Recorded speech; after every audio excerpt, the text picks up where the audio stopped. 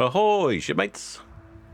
Bit of a land-based activity today, shipmates. Down here in Somerset, in the West Country of the UK, in Bondip. It's the first crop circle of the season. Now, usually I don't think I've seen one in a rapeseed oil field before. The rapeseed seems to have come out early this year. It's been very bright and colourful and smelly on the landscape. This particular crop circle has somewhat of a resemblance to a sort of Celtic cross, and is orientated north-south. That's north at the top and south at the bottom, and east and west on the sides, as it were.